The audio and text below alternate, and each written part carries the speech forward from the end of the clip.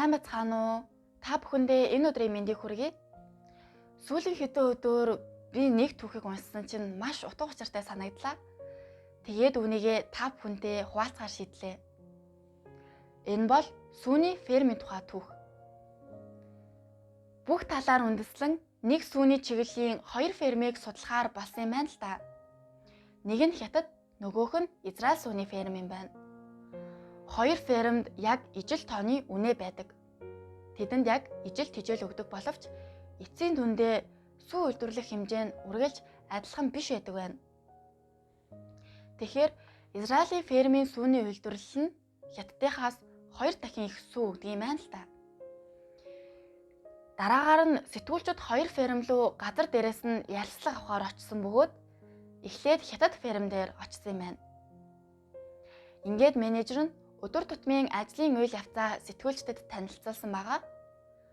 Харсан чинь ажилчид нь үнэхээр анхааралтай. Өдөржингөө шаргуу өөгүй ажилдаг байна. Энэ үед хүн бүр гайхаж, ингэж их шаргуу ажилдаг мөртлөө асуудал хаана байна вэ? Яагаад Израиль сүүний фермээс бага сүү үйлдвэрлэдэг байна гэж бодсон байна. Дараагаар нь сурвалжлагчтай хамт Израилийн фермд ирсэн байгаа. Тэгсэн тэдний фермийн менежер нь хариуд нь юу гэж хэлсэн бэ гэвэл бидэнд ямар нэгэн онцгой ур чадвар байхгүй. Тэг хятадууд шиг хүнд хэцүү зүйлч бас байхгүй. Зүгээр л манай бүх ажилчид өглөө бүр босоод хамгийн ихний хийдэг зүйл бол эхлээд ажил хийх биш. Харин өдрийн ажил хөдөлмөрөөс үл хамааран бурханд мөргөх явдал юм а гэсэн байна. Тэгэхээр хичнээн завгүй байсан ч гэсэн бурхныг шүтгэх нь хамгийн түрүүнд тавигддаг гэсэн байна. Тэгэд энэ болсон явдлыг унсны дараа би бас жоохон бодолд автсан л да. Хятадын ферм болон Израилийн ферм бүгд л ижлэгэн тооны үнэтэй. Тэгээ бас ижил иддэг тижэл байдаг. Гэхдээ ажиллах арга барил нь шал өөрөөсөн. Хятадын фермийн ажилчид бол шаргуу хөдөлмөрт найддаг бол Израилийн фермийн ажилчид бурханд найддаг байна. Тэгээ сайн бодоод үзвэл нэг ганц фермч биш шүү дээ, тий. Зүгээр нэг тариалан дээр аваад үзэх юм бол нэрэл бурхнаас энэ бороо хур ирэхгүй, нар салхи байхгүй байсан бол хүн хичнээн шаргуу хөдөлмөрлөөд ургац хураая гэсэн бодолтой байлаа ч гэсэн бидний санаагаар болохгүй шүү дээ, тий. Тэгэхээр биднээс шалтгааллахгүй зүйл бас энэ дээр байгаад байна гэсэн үг аа. Тэгэхээр энэ бүх бүтээгдсэн зүйл бурхнаас ирдэг гэдгийг израильчууд мэддэг байсан болохоор үр дүн нь бас шал өөр байсан байгаа. Тэгэхээр Израиль ферм бол үүгээрээ 2 дахин ихээр бурхнаар өрөөгдөж чадсан байна.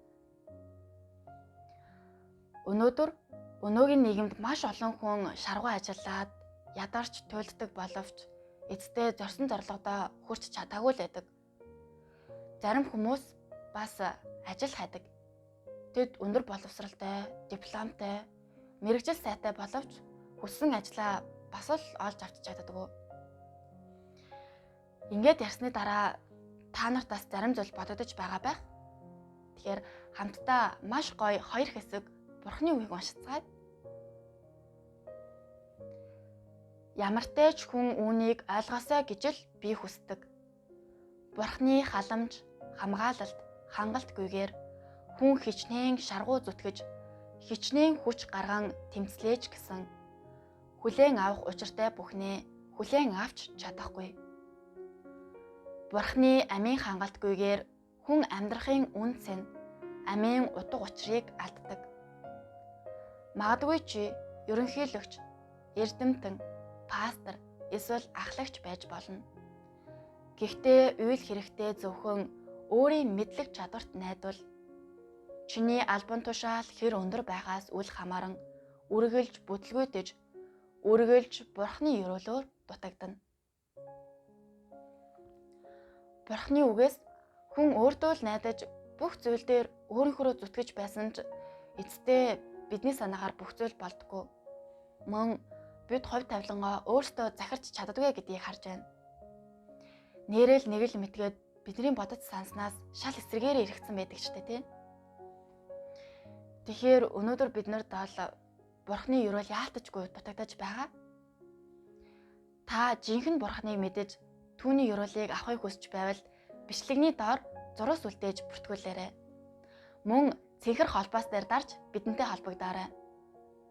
Таныг болон танай гэр бүлийг Бурхан ивэх болтугай.